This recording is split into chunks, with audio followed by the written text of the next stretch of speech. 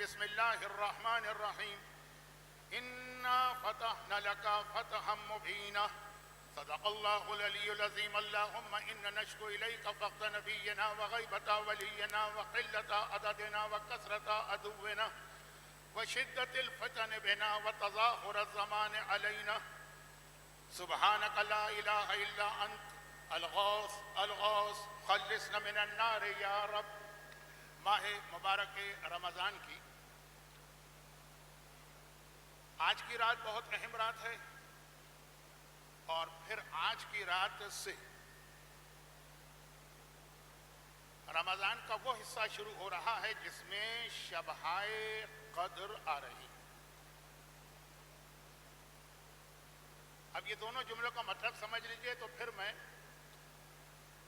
کل رات کی آقا حسن مجتبیٰ کے حوالے سے کی جانے والی گفتگو کو ایک منزل آگے بڑھاؤں گا، اور ہو سکتا ہے کہ یہ آج بھی بات مکمل نہ ہو تو کوئی حرج نہیں ہے کہ اگر آقا حسن کا بیان 3 دن مسلسل ہو جائے. تو 2 جملے جو میں نے شروع میں عرض کیے تھے، شب جمعہ، ویسے ہی پورا سال جب شب جمعہ آتی ہے ہر ایک کو پتہ ہے کہ اس کی ایک خاصیت، ایک اہمیت ہوتی. ماہ رمضان کی شب جمعہ کی اہمیت اور بڑھ جاتی ہے.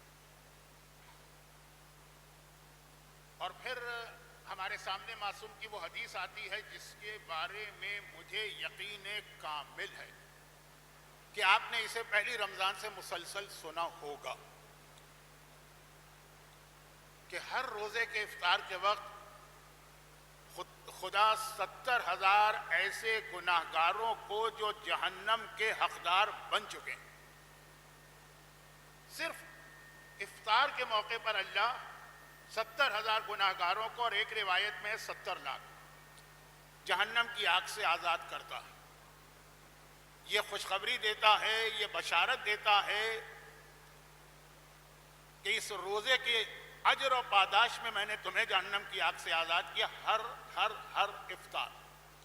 لیکن جب شب جمعہ آتی تو ہر گھنٹے کے بعد افطار ہوا، 1 گھنٹے کے بعد، پھر 1 گھنٹے کے بعد، پھر 1 گھنٹے کے بعد، پھر 1 گھنٹے کے بعد، یہاں تک کہ سحر کا آخری وقت آ جائے اور روزہ شروع ہونے کا وقت ہو. ہر گھنٹے کے بعد اللہ 70,000 یا 70 لاکھ ایسے گناہگاروں کو جہنم کی آگ سے آزاد کر رہا. اور پھر اس کے آخر میں وہ حدیث آ جاتی ہے جس کا 2 دن پہلے میں نے صرف سرسری سا حوالہ دیا تھا، اور چونکہ میں یہ حدیث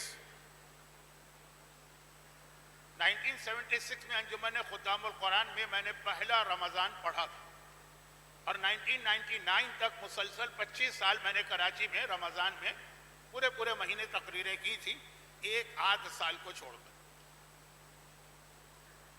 تو 20 سال سے زیادہ آخری رمضان میں وہ پورا واقعہ پڑھتا تھا، اس لیے میں نے اس کو دہرانا مناسب نہیں سمجھا.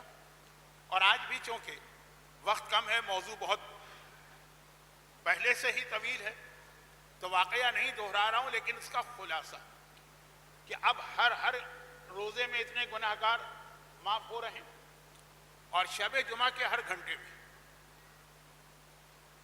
اب اگر بطور مثال کہہ رہا ہوں کہ 10 بجے 70 لاکھ گناہگار جہنم کی آگ سے آزاد کیے گئے. یہ تو ہماری ہر وقت کی دعا ہوتی ہے نا، یا علیو یا عظیم یا غفور یا رحیم میں بھی یہی بے فقاک رقبتی من النار. دعائے مجیر میں بھی یہی ہے، اجرنا من النار. اور اب شب قدر میں جو آپ جوشن کبیر کی دعا پڑھیں گے، اس میں بھی 100 مرتبہ تینوں راتوں میں کہیں گے لا الہ الا انت سبحانک انی کنت الغوث الغوث خلصنا من النار، ہمیں جہنم کی آگ سے آزاد کر. تو 10 بجے اگر 70 لاکھ گناہگار آزاد کیے گئے تو 11 بجے پھر 70 لاکھ، اور 12 بجے پھر 70 لاکھ. اب 4 شب جمعہ ہیں، 5 شب جمعہ ہیں، یہاں تک کہ رمضان کی آخری رات آتی ہے، اور چوتھے امام اپنے تمام غلاموں اور کنیزوں کو گھر میں جمع کرتے ہیں، اور وہ رجسٹر منگواتے ہیں. امام کے گھر میں ایک رجسٹر ہے جس کے جس کا ایک ایک پیج ایک ایک غلام اور ایک ایک کنیز کے نام پر ہے. ہر صفحے پہ ایک غلام کا نام ہے، نیکسٹ پیج پہ دوسرے غلام کا، تیسرے پیج پہ تیسرے غلام، چوتھے پیج پہ چوتھی کنیز کا، اس طرح کر سارا سال یہ غلام اور کنیز جب کبھی کوئی غلطی کرتے ہیں تو اس زمانے میں تو غلام اور کنیزوں کی غلطی کو ان کو وہ سزا ملتی تھی کہ کسی کی ناک کاٹ لی، کسی کا کان کاٹ لیا، کسی کی ہڈی توڑ دی، کسی کا دانت توڑ دیا. کوڑے مارنا تو ایک عام سی بات ہے. تو جب کبھی کوئی غلطی کرتا ہے پورے سال، یعنی سمجھ لیجئے کہ پہلی شوال عید کے دن سے لے کر امام اپنے غلام کو بلاتے ہیں، تو نے یہ غلطی کی؟ جی ہاں کی. اب وہ ڈر رہا ہے کہ مجھے کیا سزا ملے گی. امام اس کے نام کا پیج کھولتے ہیں، اس کا نام جہاں لکھا ہے وہاں پہ تحریر کرتے ہیں کہ آج اس نے یہ غلطی کی، ابھی اس کو سزا نہیں دی گئی. یہ نہیں لکھا کہ معاف کیا گیا، ابھی اس کو سزا نہیں دی. 2 دن بعد پھر غلطی ہوئی، اسی کے نام کا پیج کھولا. اس طرح ہر غلام ہر کنی. پورا سال گزر گیا. ماہ رمضان میں غلطیاں بڑھ جاتی ہیں، روزہ بھی ہے، گرمی بھی ہے، تھکن بھی ہے، چنانچہ رجسٹر کے پیجز بہت تیزی سے بھر رہے ہیں. یہاں تک کہ آخری رمضان آ گئی، امام نے سارے غلام کنیز بلائے، سارے رجسٹر منگوائے اور ایک ایک صفحہ کھولتے جاتے ہیں، نام پڑھتے جاتے ہیں. فلاں ابن فلاں، تو نے پہلی شوال سے لے کے آج 28 یا 29 رمضان تک یہ غلطیاں کی اور تجھے کوئی سزا نہیں دی. اس وقت جب سزا نہیں ملتی تھی وہ ذرا خوش ہو جاتا تھا. آج جب اس کو 160، 150، 200، 1000، 2000، 5000 سزائیں سنائی جا رہی، اب اس کی عجیب حالت. کاش اس سے بہتر تو یہ ہوتا کہ ہاتھ کے ہاتھ مجھے سزا مل جاتی. آج اتنی ساری سزا. امام کہتے ہیں کھڑے ہو جاؤ.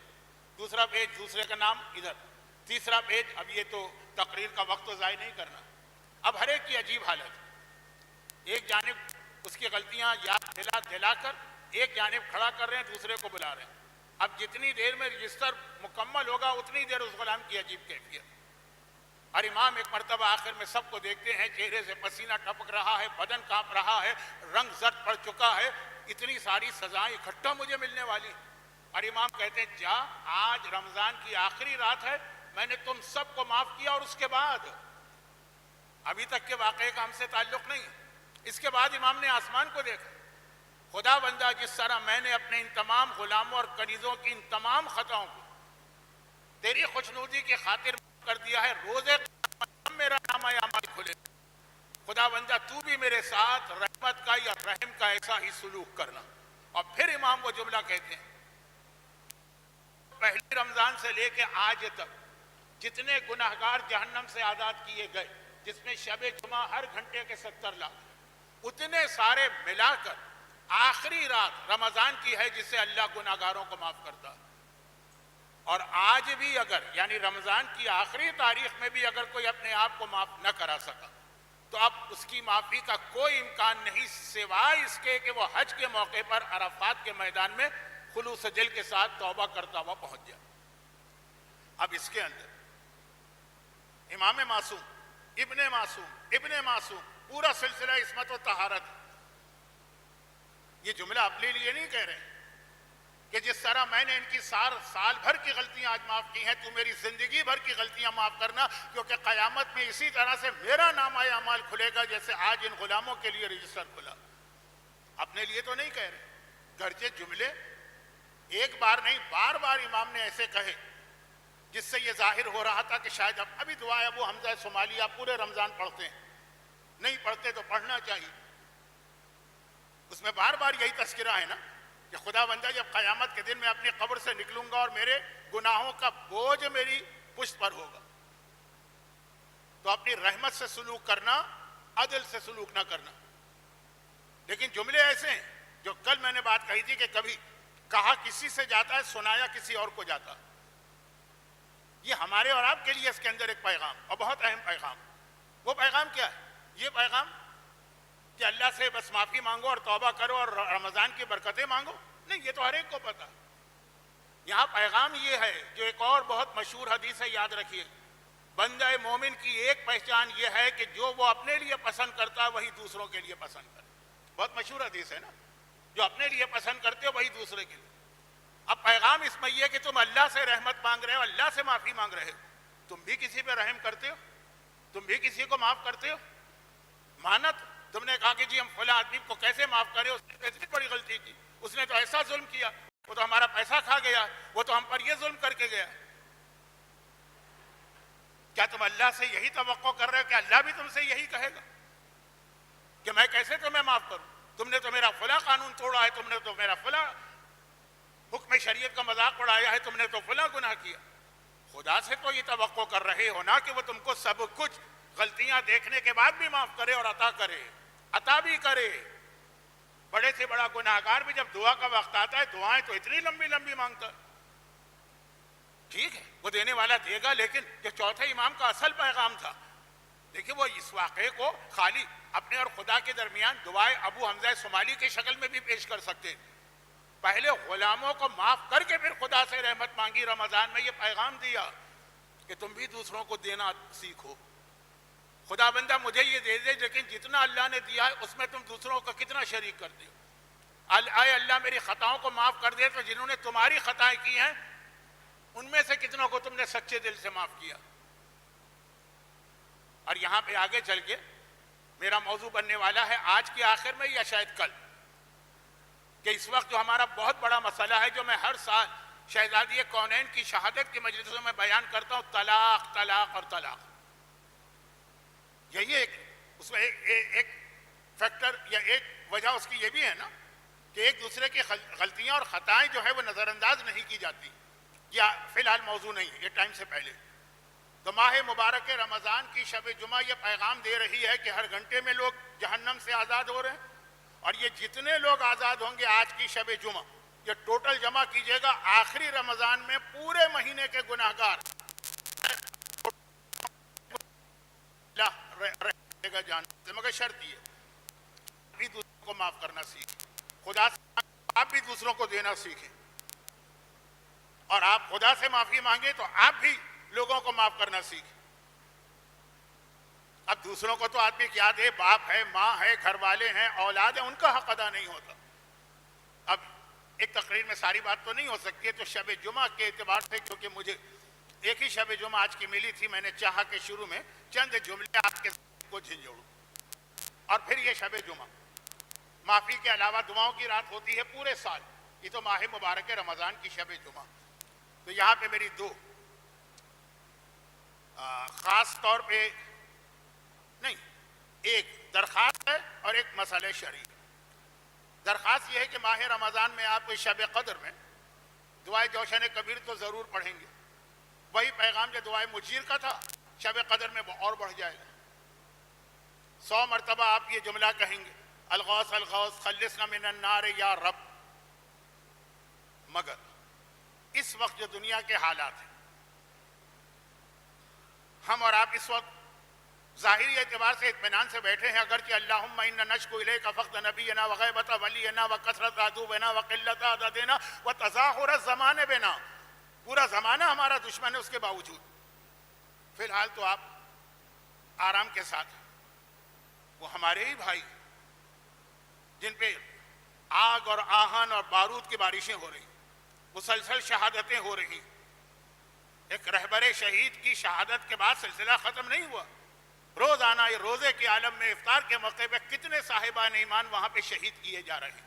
سلسلہ بڑھ رہا. دعائے جوشن صغیر، دشمن سے حفاظت کے لیے اور مسلمانوں کی جان، مال، عزت، آبرو اور اولاد کے تحفظ کے لیے یہ جوشن کبیر سے بڑی دعا. جوشن کبیر آپ کو جہنم کی آگ سے آزاد کرتی، جوشن صغیر دشمنوں سے تحفظ دیتی. ویسے تو میرا دل چاہتا ہے کہ میں یہ کہوں کہ آپ پورے رمضان یہ دعا پڑھیں ہر رات، اس نیت کے ساتھ کہ وہ صاحبان ایمان جو ایران کے اندر اس وقت ان مظالم کا نشانہ بن رہے ہیں، لبنان کے اندر مسلسل ان پہ مظالم کیے جا رہے ہیں، فلسطین ابھی بھی نشانہ بنا ہوا، ان صاحبان ایمان کے تحفظ کی نیت سے. لیکن اگر پورا رمضان ممکن نہیں ہے تو کم از کم شب جمعہ، اور اگر شب جمعہ بھی ممکن نہیں ہے تو کم از کم شب قدر میں. اب میں اس کے کچھ واقعات بھی میرے پاس ہیں، لیکن ٹائم نہیں ہے کہ میں اس کو بیان کروں، تو بس میرا ایک مشورہ ہے. اور آپ جوشن صغیر کی فضیلت جہاں جوشن صغیر کتاب میں لکھی ہوگی، اس سے پہلے ایک چھوٹا سا پیراگراف ہوگا جوشن صغیر کے لیے، وہ پڑھ لیجیے. اور ضمناً یہ بات کہہ دوں کہ یہ تو اس وقت پوری قوم کا مسئلہ، لیکن اگر کبھی انفرادی طور پر آپ ایسے دشمنوں کے درمیان پھنس جائیں کہ موت و حیات کا مسئلہ ہو، گویا تلوار آپ کی گردن پر ہے، تو یہ آپ کے تحفظ کی بہترین چیز ہے. یہ ہوا آج شب جمعہ کی مناسبت سے ایک انتہائی اہم عمل جس کا میں مشورہ ہی دے سکتا ہوں. تیسری چیز، ماہ رمضان میں دنوں میں روزہ رکھا جاتا ہے، راتوں میں زیادہ عبادت کی جاتی ہے. رمضان کی عبادتوں میں ایک عبادت ہے غسل، اور غسل کے حوالے سے ہمارے پاس دو نظریے ہیں. ایک نظریہ مثلا امام خمینی رضوان اللہ علیہ کا ہے، شہید قائد شہید رہبر آقا خامنہئی کا تھا یا ہے. اور ایک نظریہ مثلا مرحوم آیت اللہ خوئی کا تھا، آیت اللہ سیستانی کا ہے. دو نظریے کیا ہیں؟ وہ یہ ہے کہ رمضان میں کتنے غسل مستحب ہیں. یہ غسل دن کے نہیں ہیں، رات کے ہیں، سوائے ایک کے. عام طور مشہور یہی ہے، جیسے امام خمینی کا بھی نظریہ آغا ہے، خامنہئی کا بھی نظریہ، کہ رمضان میں 22 غسل مستحب ہے. ہر طاق رات میں، یعنی ایک رات چھوڑ کر پہلے 20 دن تک تو 10 بنیں گے، 20 دن میں 10، اور آخری 10 دن روزانہ ایک غسل، تو یہ 10 اور 10 20 ہو گئے. شب قدر 23 والی، اس کے آخر رات میں ایک اور غسل. ایک تو اول رات میں ہوگا جو ہے نا کہ 21 سے 30 تک ہر رات کو کرنا ہے، 23 کی رات، اور ایک آخر شب میں فجر سے پہلے، یہ ہو گئے 21 غسل. اور پہلی رمضان میں دن کے وقت، تو یہ 22 غسل جو ہے وہ عام طور پہ رمضان کے مستحب غسل ہیں. یہ ذرا مشہور نظریہ ہے، لیکن یہ ان علماء کا نظریہ ہے جو یہ کہتے ہیں کہ سنت غسل وضو سے کفایت نہیں کرتا. غسل کریں گے آپ، لیکن وضو کے لیے کافی نہیں ہے، آپ کو وضو الگ سے کرنا. بہت ہی آسان الفاظ میں کہہ دوں کہ یہ وہ علماء ہیں جو کہتے ہیں سنت غسل کے لیے کمزور حدیث، ضعیف حدیث پوچھتی ہے کہ آپ اس کو کنفرم کریں. جب وہ اس کو کنفرم کرتے ہیں پھر وہ اپنے سائن کرتے تھے، سائن خود کرتے ہیں. یہ ہمارے مہاراجے کا طریقہ ہے، چاہے آغا حکیم ہو، چاہے آغا خوئی ہو، چاہے آغا بروجردی. علامہ طالب جوہری بھی چونکہ آغا محسن حکیم کے شاگردوں میں تھے، لیکن نہ مجتہد تھے نہ مرجع تھے. کہنے کہ ایک دفعہ میں بھی وہاں جا کے بیٹھ گیا اپنے استاد کے ساتھ. ان کے استاد جو تھے وہ آغا محسن حکیم کی کمیٹی میں تھے. ایک مسئلہ آیا، یہ مسئلہ آج کل ہر آدمی جانتا ہے، ہر آدمی جانتا ہے. اس وقت تو بہت کم لوگ جانتے تھے، کیونکہ اس وقت مغربی ممالک کا سفر اور ہوائی جہاز کا سفر اتنا عام نہیں تھا. آپ کے بزرگ بھی اگر زیارتوں میں گئے ہوں گے یا ٹرین سے گئے ہوں گے یا پانی کے جہاز سے، یہ 50s کی بات ہو رہی، تو ہوائی جہاز کا سفر بہت کم تھا. چنانچہ نئے نئے مسئلے آتے تھے. اب آئیے پہلے 7ویں امام کی ایک حدیث اور اس پر ایک دشمن اہل بیت کا مذاق اڑانے والا اعتراض سن لیجیے. 7ویں امام کی ایک حدیث ہے کہ اللہ نے ہفتے میں 35 نمازیں واجب کی، روزانہ 5، ہفتے میں 7 دن، 7 5 35. اب وہ ایک دشمن اہل بیت ہے ابن تیمیہ، جس کا نظام سعودی عرب میں چل رہا، جس کا نظام پاکستان کے اندر جو دشمنان اہل بیت ہیں وہ چلا رہا. اس نے مذاق اڑایا. یہ کون سا امام ہے جیسے بچوں جیسی بات بتا رہا. ایک بچے کو بھی پتا ہے کہ ہفتے میں 35 نمازیں ہوتی، وہ باقی چیزیں اس کی چھوڑ دیجیے، نہ ہمارے پاس وقت ہے نہ ضرورت ہے کہ اس میں جائیں. لیکن اتنا سا جملہ امام کا کہ ہفتے میں 35 نمازیں، بس یہ یاد رکھیے. آغا محسن حکیم ان کی کمیٹی بیٹھی، ایک سوال ہی آیا ہے کہ میں اپنے شہر میں ہوں، میں فجر کی نماز پڑھ کے میں جہاز پہ بیٹھا اور مثلا بغداد پہنچا یا جدہ پہنچا، اور ابھی وہاں فجر کا وقت نہیں آیا تھا. جب میں وہاں پہنچا تب فجر کا وقت آیا. اب یہ نماز میں پڑھ کے آ چکا ہوں اپنے کراچی میں. اب آج کل تو ایئر ٹریول اتنا عام ہو گیا ہے کہ ہر ایک کوئی مسئلہ پیش آتا ہے. نماز میں بھی اور روزے میں بھی. آپ نے یہاں روزہ افطار کیا, جہاز پہ بیٹھ کے گئے, ایسے شہر میں پہنچے, ابھی وہاں سورج نہیں ڈوبا ہے, دن چل رہا ہے. تو آپ سن لیجئے کہ جب کی بات ہے اس وقت تو پانی کا جہاز یا ٹرین میں تو یہ مسئلہ پیش نہیں آئے گا, اتنی رفتار ان کی نہیں ہوتی ہے, لیکن ہوائی جہاز میں تو ہے نا. یہاں آپ نے نماز پڑھی, دوسرے شہر میں گئے, وہاں اس نماز کا وقت نہیں آیا تھا, آپ کے پہنچنے کے بعد وقت آیا. تو اب وہ سوال پوچھ رہا ہے وہ آدمی, وہ لڑکا, وہ نوجوان, اس وقت زیادہ تر اسٹوڈنٹ جاتے تھے پڑھنے کے لیے باہر, کہ کیا یہ نماز مجھے دوبارہ پڑھنا ہے, کیونکہ جہاں میں پہنچا ہوں وہاں تو ابھی رات ہے, تھوڑی دیر کے بعد اذانیں ہوں گی. تو اب ان علماء نے جو آغا حکیم کے شاگرد ہیں جواب لکھا, پہلے خود غور کیا, پھر دیکھا, پھر کہا کہ ہاں تم نے نماز تو پڑھ لی, لیکن اب جہاں پہنچے ہو وہاں تو نماز ابھی واجب نہیں ہوئی ہے, چنانچہ فجر کی نماز دوبارہ پڑھو گے جب یہاں اذان ہوگی. پھر آغا حکیم تشریف لائے کہ اب وہ سب سوالات کو چیک کریں. انہوں نے سوال پیش کیا, کہا یہ جواب لکھا, کہا کہ نہیں, جواب کاٹ دو اور یہ لکھو کہ اب دوبارہ نماز نہیں پڑھنا ہے کیونکہ تم فجر پڑھ چکے ہو.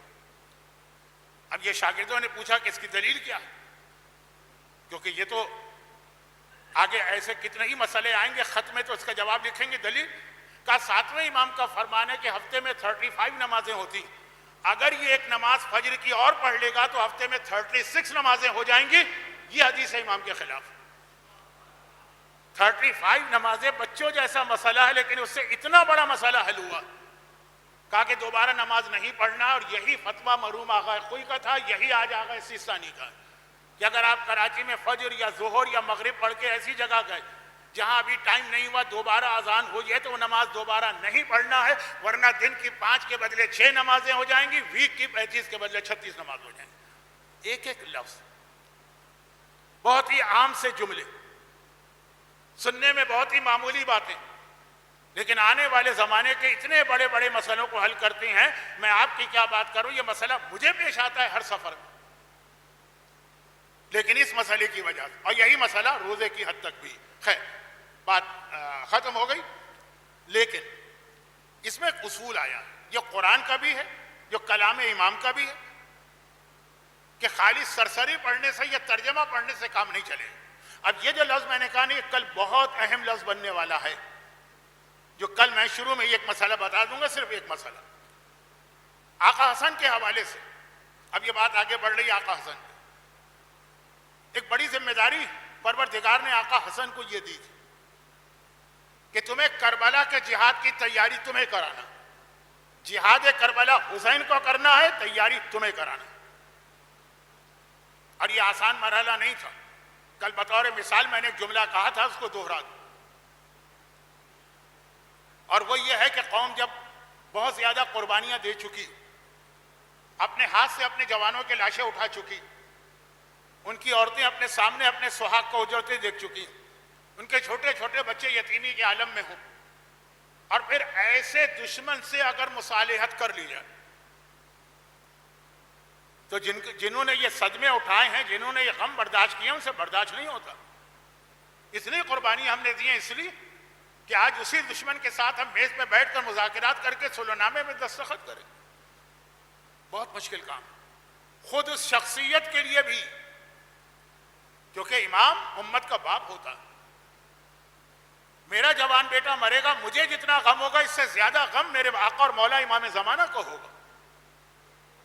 ایک عورت بیوہ ہو جائے گی, وہ جتنا غمگین ہے اس سے زیادہ امام زمانہ اس کے دکھ میں شریک, اس سے زیادہ. اور پھر پتہ چلے کہ ان کے ساتھ مصالحت. آپ کو یاد ہوگا جب عراق ایران جنگ اختتام کو پہنچی تھی, کب, جب امام خمینی نے صدام یا عراق کے ساتھ صلح کی تھی, تو کیا جملہ کہا کہ یہ مصالحت میرے لیے زہر کا پیالہ پینا آسان ہے, یہ مصالحت مشکل ہے. امام خمینی کی خاصیت یہی تھی کہ ان کا ایک ایک لفظ بہت ہی نپا تلا ہوتا. زہر کا پیالہ پلا دیتے, یہ آسان تھا. لیکن پھر اس کے بعد دین, شریعت, حکم خدا تقاضا کر رہا, اور یہ امام حسن کا امتحان تھا. ایسا ظالم,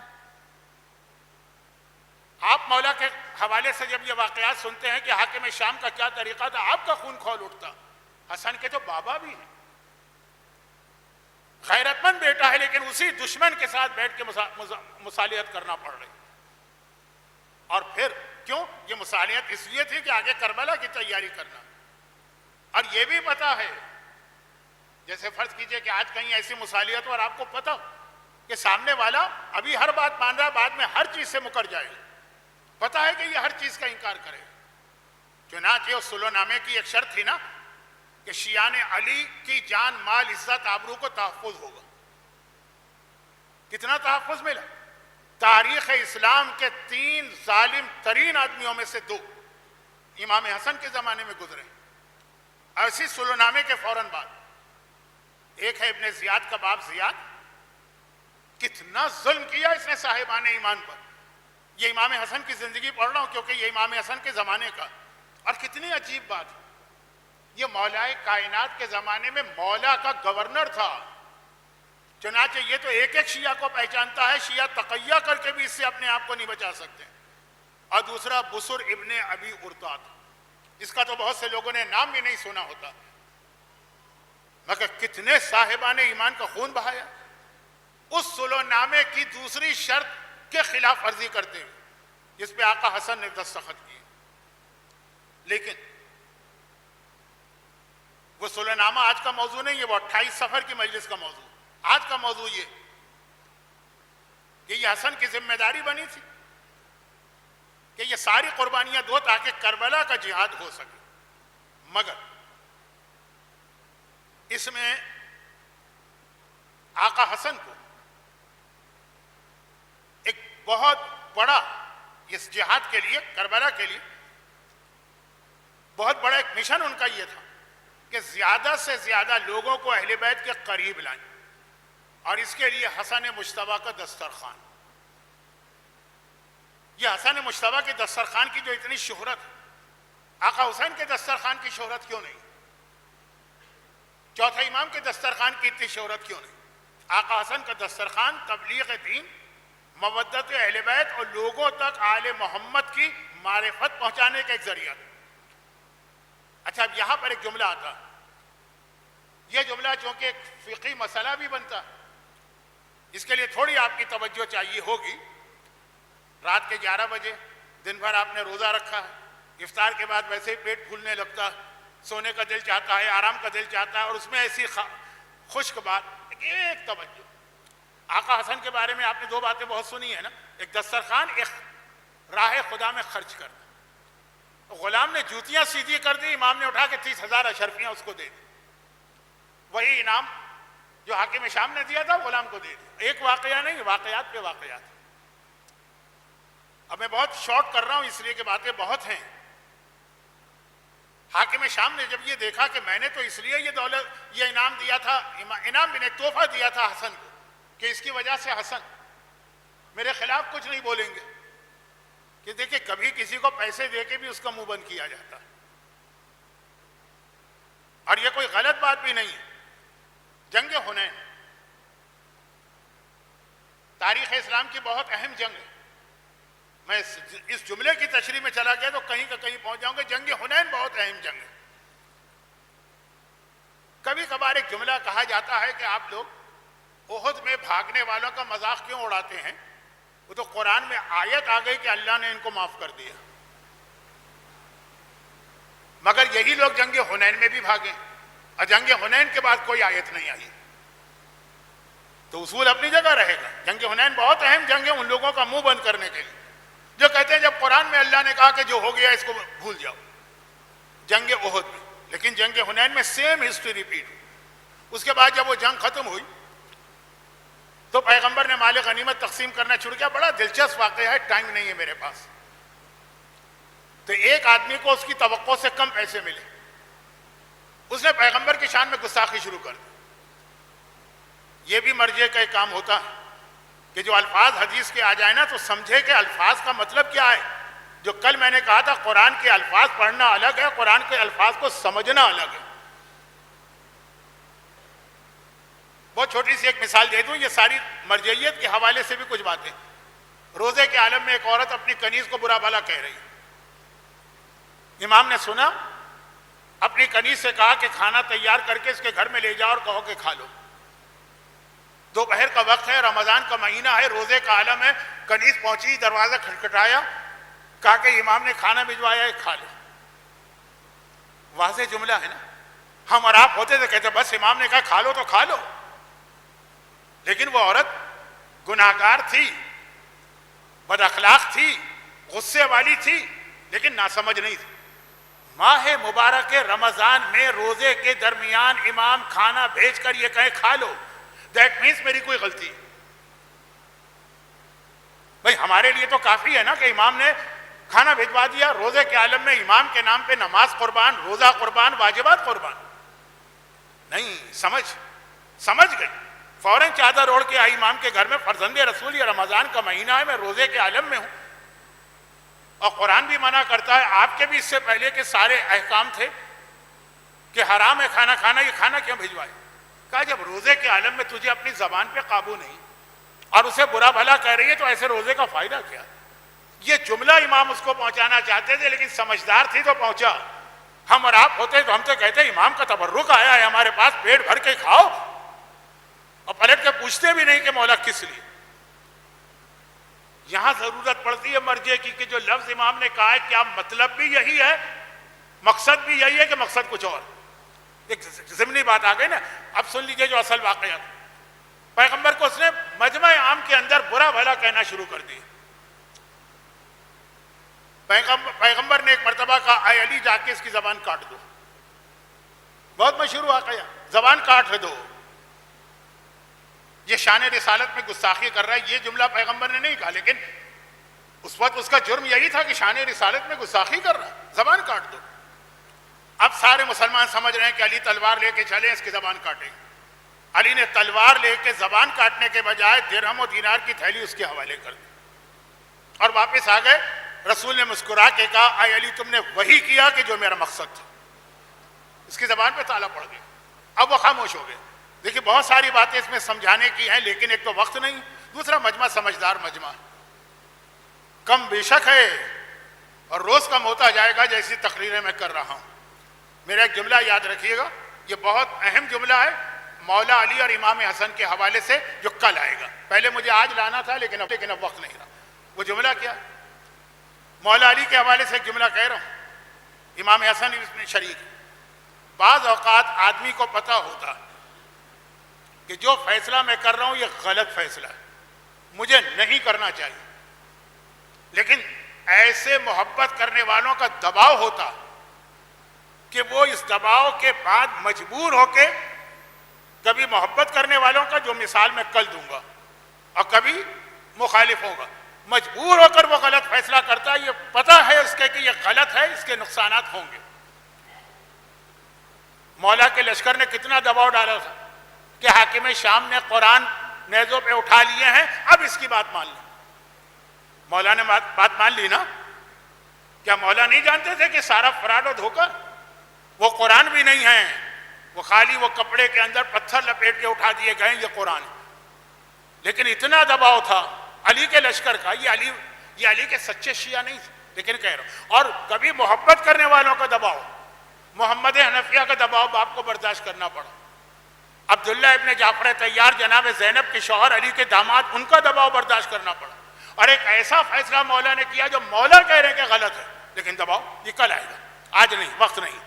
تو خلاصہ یہ ہے کہ میں نے بھی ایک بہت غلط فیصلہ کیا تھا، جس وقت کیا تھا اسی وقت مجھے پتا کہ میں اس پہ پچھتاؤں گا. لیکن ایسا ہوتا ہے نا، کبھی ایک باپ ہے اس نے ایک فیصلہ کیا کہ فلاں کام کرنا ہے. 4 بیٹے ہیں، سب محبت کرنے والے بیٹے ہیں. انہوں نے کہا نہیں بابا یہ نہیں، یہاں مکان نہ لیجیے، وہاں مکان لیجیے، یہ بزنس نہ کیجیے، وہ بزنس کیجیے. باپ کو پتا ہے کہ ان کو نہیں معلومات پوری، یہ پوری بات نہیں جانتے ہیں. لیکن وہ 4-5 گھر والے بیٹے جگر کے ٹکڑے محبت کرنے والے اتنا دباؤ ڈالتے ہیں کہ تو ٹھیک ہے کر لو، بعد میں تم ہی پچھتاؤ گے، بعد میں تم ہی کو نقصان ہوگا. میں بہت جلدی بات کہہ رہا ہوں، اس لیے بہت اچھی مثال نہیں دے پا رہا ہوں. جب یہ CWA کے نوجوانوں نے مجھ سے کہا مولانا رمضان میں بھی آپ تقریریں کی، میں نے کہا رمضان میرا ڈائبٹک کا مسئلہ، میرا روزے کے عالم میں انسولین کے ساتھ روزے رکھنا بڑا مشکل مسئلہ ہوگا. نہیں مولانا بس. میں نے کہا چلے ٹھیک.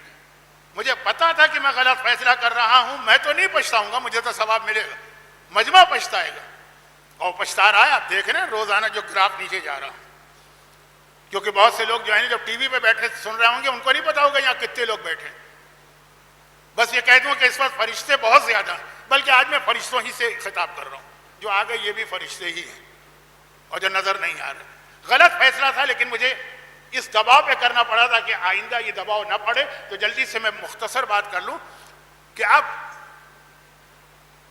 زبان کاٹ دو، یعنی ایسا اس کے ساتھ سلوک کرو کہ یہ بولے ہی نہیں. مولا نے اس کو درہم و دینار دے دی. امام حسن کا دسترخوان اور امام حسن کی خیرات، حاکم شام پیسے دے رہا یہ سمجھ کر کہ یہ پیسے لے کے حسن میرے خلاف نہیں کریں گے، بولیں گے. اور امام حسن بتا رہے ہیں کہ مجھے پتا ہے تیری نیت کیا. تو میرے نگاہ میں اس پیسے کی اتنی اہمیت بھی نہیں ہے کہ میں گھر لے جاؤں، وہیں دروازے پہ کھڑے پڑے اس غلام کو دے دیا جو جوتیاں خالی سیدھی کر رہا. لیکن جب اس نے 2-3 یہ واقعات دیکھے تو آخر پیغمبر کی ایک حدیث اس نے کوٹ کر دی کہ آقا حسن مجتبی، آپ کے جد نے کہا تھا کہ لا خیر فی الاسراف، فضول خرچی کرنے میں کوئی اچھائی نہیں ہے. یاد رکھیے اس میں 4 لفظ ہیں، لا خیر فی اسراف. کوئی لا خیر، کوئی خیر نہیں ہے اسراف میں. یہ اسراف نہیں ہے. ایک غلام نے جوتی سیدھی کی، آپ نے 30,000 اشرفیاں اس کو دے دی. آقا حسن نے کیا کیا؟ یہی حدیث رسول کے الفاظ کی ترتیب پلٹ دی. پھر اس سے ایک فقہی مسئلہ بنا، وہ بھی میں اشارتاً ابھی بتا رہا ہوں. یہی 4 جملے امام نے رکھے. جو دوسرے نمبر کا لفظ تھا اسے چوتھے نمبر پہ لے گا، جو چوتھے نمبر کا لفظ تھا اسے دوسرے نمبر پہ لے گا. اور اس سے ایک واجبات کا مسئلہ بھی بنا، بھی سنیے گا. لا خیرہ، خیر نہیں ہے، فی اسراف، فضول خرچی. یہ فضول خرچی ہے نا. اور امام نے وہی حدیث کے الفاظ رکھتے ہوئے بدل دی. لا اسراف فی خیر، نیکی کے کام میں کبھی اسراف ہوتا ہی نہیں. الفاظ وہی ہے، ترتیب بدل دی. اچھا اب یہاں پہ ایک فقہی مسئلہ بھی سن لیجئے موقع کی مناسبت سے. اب اس حدیث کا مطلب کیا ہے؟ اس میں ہمارے مراجع کے 2 فتوے ہیں. بات کو مختصر رکھنے کے لیے کہ آج ذرا مسئلے زیادہ بھی ہو گئے، وقت بھی بہت تیزی سے گزر گیا. ایک مسئلہ یہ آتا ہے شریعت میں کہ خمس آپ پر واجب ہے. کب؟ ضروری خرچے آپ کر لیں، پھر جو بچ جائے بچے ہوئے بھی. لیکن ایک خرچہ ایسا ہے کہ آپ نے خرچہ کر لیا پھر بھی اس کا خمس دینا، وہ ہے فضول خرچی. آپ کی آمدنی جتنی ہے، جتنے پیسے ہیں آپ خرچ کریں اپنی حیثیت کے مطابق، لیکن آپ نے فضول خرچی کر لی. آپ کی حیثیت کے مثلا 3 کروڑ کے فلیٹ کی، مجھے پتہ نہیں کراچی میں 3 کروڑ کا فلیٹ کہاں ملتا ہے، لیکن ملتا ہے یہ پتہ. آپ نے 5 کروڑ کا فلیٹ لے لی، چلے گئے، آپ کی جیب سے نکل گئے 5 کروڑ. سال کے آخر میں آپ کے پاس کچھ بھی نہیں، پھر بھی 2 کروڑ کا خمس آپ کو دینا. خدا بندہ کون سے 2 کروڑ کا؟ وہ جو تم نے زیادہ خرچ کر دیا، حیثیت سے زیادہ. شادی میں مثلا 1 کروڑ کا خرچہ کرنا حیثیت کے مطابق، ہم نے 3 کروڑ خرچ کر دی. جو خرچ کر دیے، جو آپ کے پاس ہے ہی نہیں، جو آپ کی جیب میں ہی نہیں ہے، اس کا بھی خمس دیجیے. کیونکہ فضول خرچی میں جو پیسے جائیں گے اس کا خمس آپ کو دینا ہے، وہ حرام خرچہ. یہ تو ٹھیک ہے، یہ بچہ بھی مسئلہ جانتا ہوگا، مدرسے میں پڑھتا ہوگا. اب ایک بحث آتی کہ اگر کوئی آدمی نیکی کے کام میں فضول خرچی کرے، یعنی اس کی حیثیت نہیں ہے اتنی، اس نے ایک پوری مسجد بنا دی. اب اس کی حیثیت نہیں ہے، جو اس کی پوزیشن ہے، جو اس کی تنخواہ ہے، جو اس کی آمدنی ہے، جو اس کے خرچے، اس کو دیکھتے ہوئے 10,000 20,000 50,000 1 لاکھ 2 لاکھ تو تم دے سکتے ہو مسجد میں ڈونیشن. پوری مسجد بنا دی. ہمت کی ہے نا، حوصلہ دکھایا ہے، اس نے قربانی دی ہے نا، اپنی حیثیت سے بڑھ کر نیکی کے کام میں خرچ کیا. اب یہاں پر اس حدیث کی وجہ سے بھی بحث ہوتی ہے. آیت اللہ سیستانی فرماتے ہیں، آیت اللہ وحید خراسانی فرماتے ہیں کہ احتیاط واجب یہ ہے کہ اس کو ہم نہ فضول خرچی مان سکتے ہیں، نہ یہ کہہ سکتے ہیں کہ اس نے صحیح خرچ کیا، کیونکہ جو اس نے خرچ کیا ہے نا ایک طرح سے سادات کا حق بھی اس نے ضائع کر دیا. خمس نکلتا اس کا تو سید کو جاتا. اس لیے احتیاط واجب یہ ہے کہ اگر حیثیت سے بڑھ کے نیکی کے کام میں خرچ کیا، مسجد بنائی، یتیم خانہ بنایا، کوئی بہت بڑا ڈونیشن دے دیا اپنی حیثیت سے زیادہ، تو احتیاط واجب یہ ہے کہ اس کا ثواب اپنی جگہ، اس کا خمس دو. صرف آغا خوئی مشہور مرجع تھے جو کہتے تھے کہ نہیں، یہ امام حسن کی حدیث. چنانچہ نیکی کے کام میں آپ کتنا ہی خرچ کر دیں اپنی حیثیت سے 10 گنا زیادہ، اس کا خمس نہیں. باقی مراجع اس حدیث کے بارے میں کیا کہتے ہیں کہ نیکی کے کام میں اسراف تو صحیح نہیں، لیکن کیا اس کو اسراف کہیں گے؟ یہ تو دسترخوان، غلام کی مدد، یہ تو ایک طرح سے دین کی تبلیغ اس کے ذریعے تھی کہ ان لوگوں کو آل محمد کے قریب کیا جائے. حسن مجتبیٰ کی سب سے بڑی خصوصیت یہ کہ حسن مجتبیٰ میں اللہ نے اپنے بابا علی مرتضیٰ کی طرح سے متضاد صفتیں جمع کر دی تھی. 1 گھنٹہ پورا ہونے والا ہے، بات پھر بھی نامکمل ہے، بھائی جملہ ذہن میں رکھیے گا. بلکہ ایک جملہ میں کہہ دوں تو شاید کچھ لوگوں کی سمجھ میں بھی نہیں آئے. جتنے فضائل امام حسن کے ہمارے سامنے آئے اتنے امام حسین کے نہیں آئے، کیونکہ پروردگار کو معلوم ہے کہ حسین سے میں ایک ایسا کام لینے والا ہوں کہ حسین کا ایک کارنامہ کائنات کا سب سے بڑا کارنامہ بنے گا، کوئی اور فضیلت بیان کرنے کی ضرورت ہی نہیں. نہ کسی نبی سے آج تک یہ جہاد ہو سکا، نہ کسی وصی سے یہ جہاد ہو سکا، نہ کسی ولی سے یہ جہاد ہو سکا، نہ ائمہ طاہرین میں سے خدا نے کسی اور سے یہ جہاد لیا. وہ ایک فضیلت حسین کی اتنی بڑی ہوگی کہ اس کے بعد دوسری فضیلتوں کی ضرورت ہی نہیں ہے. لیکن حسن مجتبیٰ کا معاملہ ایسا نہیں، ان کی زیادہ سے زیادہ فضیلتیں سامنے لانے کی ضرورت ہے. ایک ہمارے یہاں مجلس کا نکتہ ہے، سن لیجئے، اور وہ یہ ہے کہ ایک اعتراض ہوتا تھا پہلے، ابھی بھی ہوتا ہوگا. میں بڈھا آدمی ہوں تو میں اپنے زمانے کی بات کر رہا ہوں. چاند کے 2 ٹکڑے کیے رسول خدا نے، ڈوبتے ہوئے سورج کو پلٹایا مولا علی نے. ایک مرتبہ رسول نے پلٹایا تھا لیکن علی کے لیے، دوسری مرتبہ تو خود علی نے پلٹایا تھا، جو عراق میں آج بھی وہ زیارت ہے، تو مولا علی نے. رسول کا رتبہ بہرحال علی سے زیادہ، تو عقل یہ کہتی ہے کہ جس کا رتبہ زیادہ ہے اس کا معجزہ بڑا ہونا چاہیے. سورج بڑی چیز ہے، چاند چھوٹی چیز ہے. یہ مجلس نکتہ، کسی مجلس پڑھنے والے سے سنیں گے تو آپ کو مزہ آئے گا. آپ کی قسمت میں آیا بھی تو مجھ جیسا اناڑی خطیب، لیکن سن لیجئے. کہا کہ عقل تو یہ کہتی ہے نا کہ رسول بڑے ہیں تو سورج کا معجزہ رسول کا ہونا چاہیے. علی کائنات میں سب سے بڑے ہیں، وہ رسول کے بعد ہیں، تو چاند سورج سے چھوٹا ہے، اس کا معجزہ علی کے لیے ہونا چاہیے. اچھا قرآن میں لفظ بھی ہے وَالشَّمْسِ وَضُحَاهَا وَالْقَمَرِ إِذَا تَلَاهَا، چاند قسم سورج کی، حدیث میں ہے کہ یہ رسول ہے. والقمر، اور قسم چاند کی جو اذا تلاها، جو سورج کے بعد آتا، یہ علی جو رسول کے بعد آتا. مگر معجزے میں ہی ترتیب بدل دی گئی. تو کیا جواب ملتا ہے؟ منبر سے ہمارے علماء کیا کہتے ہیں آپ کو معلوم ہوگا، کیونکہ مجھے مجمع کی اکثریت تو اپنی ہی جیسی نظر آ رہی ہے عمر کے اعتبار سے. جواب یہی تو ہمارے علماء دیتے ہیں نا کہ مسئلہ چھوٹے بڑے کا نہیں، مسئلہ یہ ہے کہ جہاں آلریڈی روشنی ہونا، وہاں پہ اگر آپ کو کوئی چیز، کوئی چراغ روشن کرنا ہو، کوئی بلب روشن کرنا ہو، تو تھوڑی سی روشنی سے کام چل جائے گا، آلریڈی روشنی. اور جہاں بہت اندھیرا ہو وہاں بہت طاقتور بلب لگانا پڑتا ہے. کیونکہ رسول کے فضائل سارے مسلمان مانتے ہیں، وہاں اتنا پرابلم نہیں ہوگا، اتنا پروپیگنڈا نہیں ہوگا، رسول کے بارے میں کچھ نہیں کہا جائے گا چھوٹا معجزہ. علی کے خلاف کیونکہ سارا عالم اسلام اتنا پروپیگنڈا کرے گا، اتنا اندھیرا پھیلایا جائے گا، اتنے پردے ڈالے جائیں گے، اتنے فضائل چھپائے جائیں گے، تو وہاں سورج جیسے چمکتے ہوئے معجزے کی ضرورت. جہاں زیادہ اندھیرا ہے وہاں زیادہ بڑی روشنی چاہیے، جہاں کم اندھیرا ہے وہاں کم روشنی چاہیے. بالکل یہی مسئلہ حسن و حسین کا سمجھ لیں. حسین کا ایک جہاد کربلا ایسا چمکتا وہ سورج بنے گا کہ آدم سے قیامت تک حسین کی کسی اور فضیلت کی ضرورت ہی نہیں.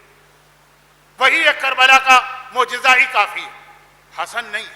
حسن کے ساتھ یہ ہوگا کہ جگہ جگہ حسن کے فضائل پہ پردہ ڈالا جائے. تو اس لیے حسن کے فضائل کو حسین سے زیادہ ہمارے سامنے پیش کیا گیا. کل جو ایک جملہ میں نے کہا تھا نا کہ رسول خدا نے کہا میرا آدھا جسم حسن آدھا حسین، تو کہا کہ مثلا نیچے جسم میں ٹانگیں ہوتی ہے حسین کے، جہاد ایک کربلا کی طرف اشارہ، وہ ایک وہی کربلا کی طرف. اوپر کے جسم میں ہاتھ بھی ہے، اوپر کے جسم میں زبان بھی ہے، جو اہم چیزیں ہیں وہ سب اوپر کے جسم میں ہیں، وہ حسن کہا گیا. چنانچہ آپ دیکھیے کہ علم میں حسن کا علم ہمارے سامنے زیادہ آتا ہے، حسین کا علم کم آتا ہے. ہمارے سامنے کم آتا ہے، یہ نہیں کہہ رہا ہوں کہ حسین کا علم کم ہے. شجاعت اور بہادری میں ایک کربلا کے واقعے کو نکال دیجئے تو حسن کی بہادری آپ کو زیادہ نظر آتی ہے. جنگ جمل میں، جنگ صفین میں باپ کے ساتھ حسین کے واقعات نظر نہیں آتے. کم نہیں ہے حسین، حسن سے غلط فہمی نہ ہو، لیکن کہہ رہا ضرورت نہیں ہے حسین کی بہادری دنیا کے سامنے دکھانے کی، حسن کی بہادری دکھانے کی ضرورت نہیں ہے. حسین کا علم دنیا کے سامنے ظاہر کرنے کے لیے حسن کا علم ظاہر کرنے کی ضرورت. خطابت تلوار جو ہے وہ ہاتھ سے چلتی ہے، ہاتھ اوپر کے جسم میں. خطابت زبان سے ہوتی ہے، اوپر کے جسم میں. ایک کربلا کے واقعے کو چھوڑ کر آقا حسین کے کتنے خطبات ہمارے سامنے، اور جو ہیں بھی تو وہ کیسے ہیں. اب یہ لفظ توہین والا، حسن مجتبیٰ کے خطبات سے احادیث کی کتابیں بھری ہوئی ہیں، اور ایسے خطبات کے مجمع کو ہلا کے رکھ دیں اور مجمع کو بدل کے رکھ دیں. یہ حسین کے خطبات نہیں ملیں گے آپ کو. نعوذ باللہ پھر توہین والا جملہ نہ بن جائے. حتیٰ کربلا کے درمیان بھی حسین نے جو خطبات دیے لوگوں نے سنے ضرور، اثر نہیں لیا، ایسے ہی بیٹھے رہے، جوش دلاتے رہے. مینا کے میدان میں، کربلا کے راستے میں، خود میدان کربلا پہنچ کر توہین نہ ہو میرے آقا حسین کی میرے الفاظ کے ذریعے، لیکن کہہ رہا ہوں کہ چونکہ حسین کا کربلا کا جہاد سارے فضائل پہ بھاری تھا، ضرورت نہیں حسن کے خطبات بھرے پڑے. جنگ جمل کا واقعہ آپ کو یاد ہے نا، دونوں واقعات، باقی باتیں اب کل ہوں گی، بہت وقت ہو گیا. جنگ جمل کے واقعات، دونوں واقعات. پہلا واقعہ کیا ہے؟ جنگ جمل میں ایک نعرہ لگا تھا جو پاکستان میں بھی ایک زمانے میں لگایا گیا تھا. پاکستان میں عام لوگوں کے جذبات کو بھڑکانے کے لیے ایک نعرہ لگایا جاتا تھا. میں اس کی تشریح میں نہیں جا رہا ہوں، نہ وقت ہے، نہ میرا انداز ہے، نہ اس وقت کے حالات میں یہ ایشو اٹھانے کی ضرورت ہے. نعرہ کیا تھا؟ اماں کی حرمت، اماں کی عزت، جان دے دو اماں کی عزت پہ، اماں کے دوپٹے کو بچاؤ. میدان جمل میں جس اونٹ پر وہ خاتون تشریف فرما تھی، اب بار بار اس اونٹ پر سے لوگوں کو جوش دلا رہی تھی. عرب میں ایک عورت، اور پھر ایسی ہائی اسٹیٹس کی عورت. مولا نے کہا تھا جب تک کہ اس اونٹ کا خاتمہ نہیں ہوگا، یہ جو مخالف فوج ہے نا، یہ اپنی جگہ سے ہٹے گی نہیں. جو میں نے کہا نا پاکستان میں جذباتی نعرہ کہ ماں کا بہن کا دوپٹہ، عرب میں اس کے جو محاورے تھے. محمد حنفیہ کو بھیجا کہ جاؤ جا کے فوج کا خاتمہ کر کے اونٹ تک پہنچو. 10 مرتبہ کوشش کی، محمد حنفیہ نے ناکام رہا. آخر میں حسن کو بلایا، حسین کو نہیں، توہین نہیں کر رہا آقا حسین کی. کہا جاؤ حسن بیٹا تم. وہ تلوار لے کے چلے، آنن فانن سارے مجمع کو کاٹ کے پھینک دیا، وہاں تک پہنچ گئے. وقت نہیں ہے، ورنہ میں حسن کا اتنا سا معرکہ بھی بہت جوش کے ساتھ اور اہمیت کے ساتھ پڑھتا، لیکن اب ٹائم نہیں رہا. خلاصہ یہ کہ حسن واپس آئے. ہاں پھر وہاں پہ وہ جملہ آپ نے وہ بھی سنا، محمد حنفیہ چھوٹے بھائی، مائیں الگ ہیں لیکن بہرحال ہیں تو بھائی نا. پیشانی پہ پسینہ آ گیا ندامت کا کہ جو کام میں نہیں کر سکا وہ میرے دوسرے بھائی نے کر دیا. مولا علی نے دیکھا، آپ کو جملہ یاد ہے نا، محمد حنفیہ کو گلے سے لگا کے کہا بیٹا محمد حنفیہ، شرمندگی کی یا ایمبیرسمنٹ کی ضرورت نہیں ہے، تمہارا اور حسن کا کوئی مقابلہ نہیں. اگلا جملہ کیا ہے؟ تم میرے بیٹے ہو اور حسن رسول خدا کا بیٹا، یعنی جو معرکہ میرا بیٹا نہیں کر سکتا وہ رسول کا بیٹا کرے گا. یعنی تم میں میری بہادری آئی ہے، حسن میں رسول کی بہادری آئی ہے. حسن نے خالی اپنی تلوار نہیں دکھائی، یہ بھی بتا دیا کہ میری تلوار سے اندازہ کرو میرا نانا کتنا بہادر تھا. یہ جملہ بہت اہم ہے کہ تو میرا بیٹا ہے، یعنی میری وراثت تجھے ملی ہے، وہ رسول کا بیٹا ہے، رسول کی وراثت۔ اللہ، وہ حسن جو ایک حملے میں اپنی شجاعت بھی دکھا دے اور رسول خدا پر لگایا جانے والا یہ اعتراض بھی ہٹا دے کہ رسول خدا نے تو زندگی میں تلوار ہی نہیں چلائی، وہ تلوار چلانا نہیں جانتے، کا حسن کے جہاد کو جو ایک یہ چیز۔ دوسرا، جنگ جمل شروع ہونے سے پہلے، آج میری تقریر تھوڑی دیر سے شروع ہوئی تھی، اس لیے میں کہہ رہا ہوں کہ گھڑی بتا رہی ہے کہ 1 گھنٹہ ہونے والا نہیں، اعلان شدہ ٹائم کے اعتبار سے 10:15 سے 11:15 گھنٹہ ہو گیا، لیکن میں 10:15 پر آج ممبر پہ نہیں آیا تھا، تو یہ آخری جملے، کیونکہ ابھی تو میرے اعتبار سے جشن چل رہا ہے تو میں مصائب نہیں پڑھوں گا۔ اگلا جملہ سنیے، گرچہ یہ جملہ بھی اگر آپ تفصیل سے پڑھوں تو آپ کو مزہ آتا، لیکن اب وقت نہیں۔ جس وقت میرے مولا جنگ جمل کے لیے چلے تو رسول خدا کی ایک بیوی مولا سے جنگ کرنے کے لیے چلی، اور بصرہ جنگ جمل بصرہ کے قریب ہوئی۔ بصرہ میں وہ بہت اہم زیارت ہے زید ابن سوہان کی، جو آپ نجف میں کوفے میں جاتے ہیں، مسجد سہلہ کے سامنے 2 مسجدیں ہیں نا، 2 بھائیوں کی، تو ان میں سے بڑے بھائی زید جو جنگ جمل میں شہید ہوئے، کوفے کے اندر، بصرے کے اندر نہیں، کوفہ، جنگ جمل بصرہ میں ہوئی، واقعہ کوفے کا۔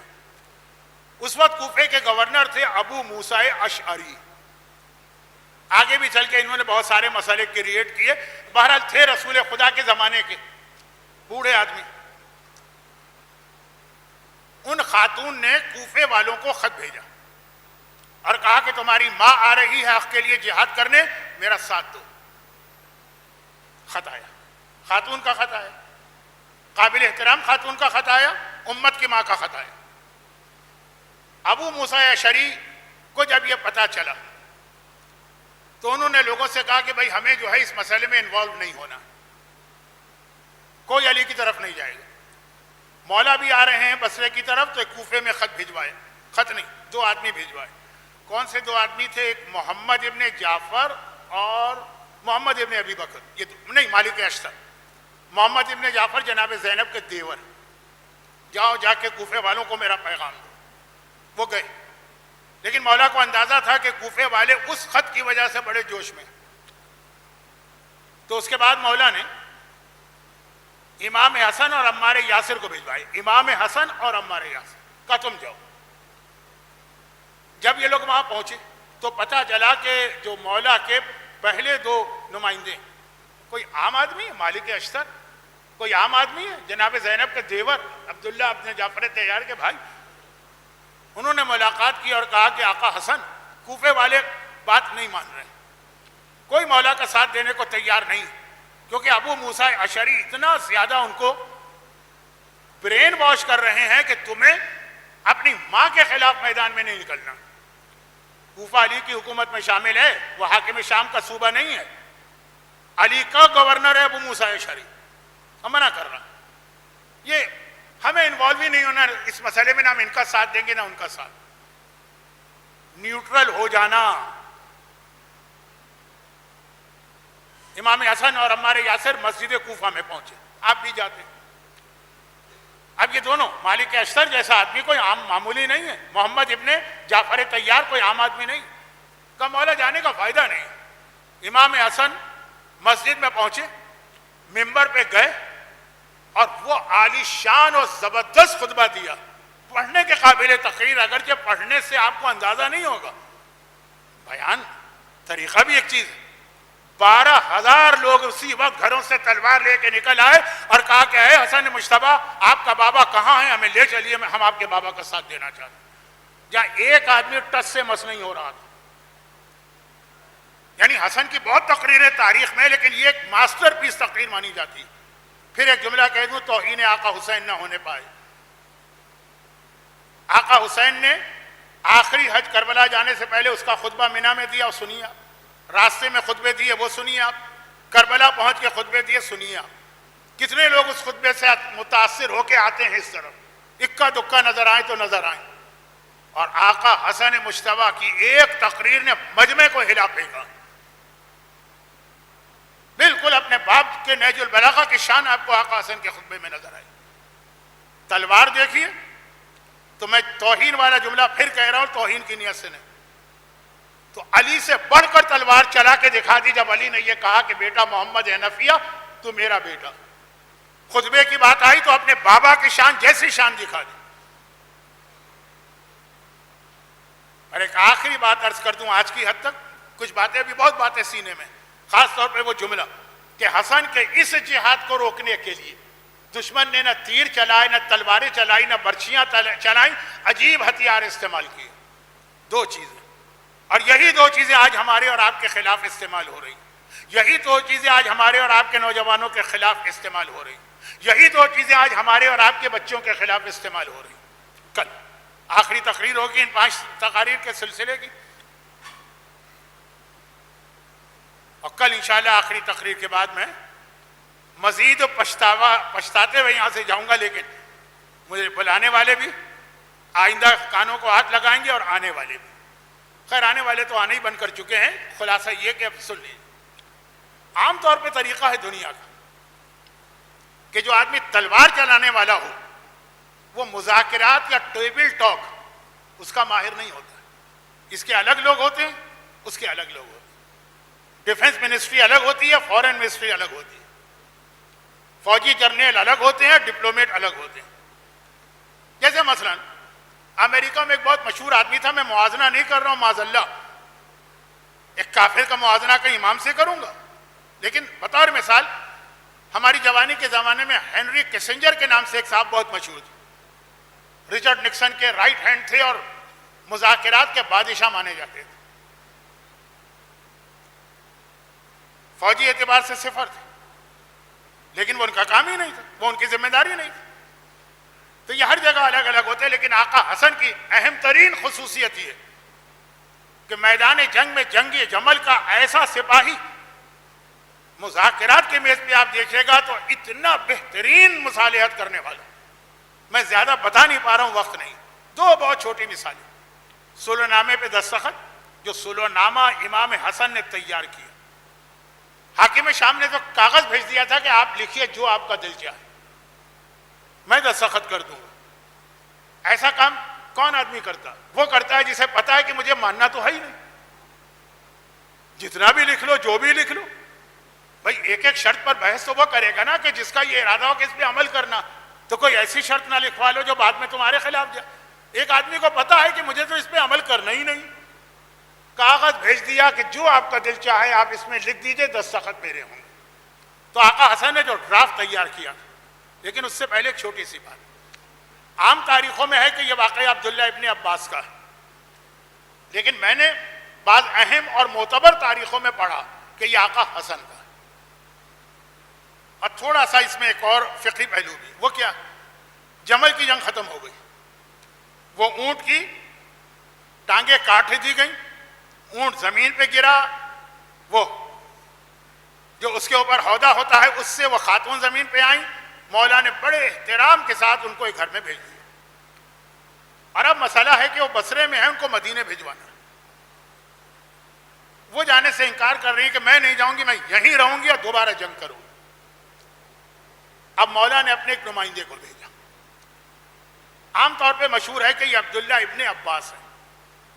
وہ رشتے میں بہرحال ان محترم خاتون کے دیور بنتے ہیں، سگے نہیں، رشتے میں پیغمبر کے فرض کزن ہیں. لیکن میں نے جو دیکھا امام حسن کو بھیجوایا. اور تھوڑا سا میں نے کہا اس میں ایک فقہی پہلو بھی نظر آتا کہ دیور بہرحال نامحرم ہوتا ہے اور نواسا جو ہے وہ محرم ہوتا ہے، چاہے سوتیلی نانی ہی کیوں نہ ہو. تو جس طرح سے بات چیت ہوئی، یہ جو تاریخ میں جملے لکھیں وہ بھی بڑے مزے کے جملے ہیں، لیکن اب ٹائم بھی نہیں ہے اور شاید یہ موجودہ حالات میں بیان کرنے کا وقت بھی نہیں. وہ خاتون جو اپنی ضد پہ اڑ گئی تھی کہ مجھے نہیں جانا، میں یہیں رہوں گی اور اس جنگ کو دوبارہ آگے بڑھاؤں. آقا حسن نے جا کر اس انداز سے ان سے بات کی اور ان کو کنونس کیا. عورت اگر ضد پہ آ جائے اس کو کنونس کرنا آسان نہیں ہوتا. طلاق کے کیسز میں ہم دیکھتے ہیں نا کہ بعض اوقات جہاں لڑکیاں یا بیویاں زیادتی کر رہی ہوتی ہیں وہ اتنا اڑ جاتی ہیں اپنی ضد پہ کہ پہاڑ سے سر ٹکرانا آسان ہے، اس کی ضد کو چھڑوانا مشکل۔ بہت احتیاط سے بات کر رہا ہوں کہ کسی کی توہین بھی نہ ہونے پائے، کسی کے جذبات بھی مجروح نہ ہونے پائے، لیکن اس انداز سے آقا صلی اللہ علیہ وسلم نے گفتگو کی کہ وہ قائل ہو گئیں، کنوینس ہو گئی اور خاموشی سے مدینے چلی۔ علم میں دیکھیے گا 1 2 3 4 5 6 واقعات تو میری زبان پہ مچل رہے ہیں۔ مولا علی کے ساتھ، رسول خدا کے ساتھ لوگ آ کے سوال کر رہے ہیں اور بھیجا جا رہا ہے حسن کے پاس، حسین کے پاس نہیں، پھر توہین نہ ہونے پائے۔ علم میں دیکھیے گا حسن سے زیادہ حسین، شجاعت میں دیکھیے گا کربلا سے پہلے کی بات، حسن سے زیادہ حسین سے زیادہ حسن، خطابت میں دیکھا جائے حسین سے زیادہ حسن، مذاکرات اور مصالحت کے میدان میں دیکھا جائے حسین سے زیادہ حسن۔ صرف کربلا کا واقعہ چونکہ ہونا تھا تو اللہ کو پتا تھا یہ ایک فضیلت کے بعد مجھے ضرورت ہی نہیں ہے حسین کی دوسری فضیلتیں دنیا کے سامنے لاؤں، لیکن حسن کے لیے ضرورت، کیونکہ حسن صلح نامے کے بعد ایسی کربلا کی تیاری کروائیں گے کہ کاغذ بھیج کر دستخط کرنے والا ساری زندگی پچھتائے گا میں نے کتنی بڑی حماقت کی، میں حسن سے مذاکرات کی میز پہ ہار گئے۔ حسین نے یزید کو میدان میں شکست دی ہے، حسن نے حاکم شام کو مذاکرات میں شکست دی۔ یہ وہ عظیم سردار ہے، یہ وہ عظیم شہزادہ ہے جس کا حق ہم بھی صحیح ادا نہیں کر پائے، تو میں نے چاہا کہ یہ 3 تقاریر ان کے حوالے سے ہو جائیں۔ اب آئیے حسن کے فضائل سے ہٹ کر حسن کے حوالے سے بچوں کے لیے، جوانوں کے لیے، عورتوں کے لیے، بوڑھوں کے لیے 2 بہت اہم پیغام جو کل کی تقریر میں آئیں گے۔ اس کے ساتھ میں نے عرض کیا نا کہ کل کی تقریر میں 2 مسائل بھی آئیں گے، یہ کل کی تقریر کا خلاصہ۔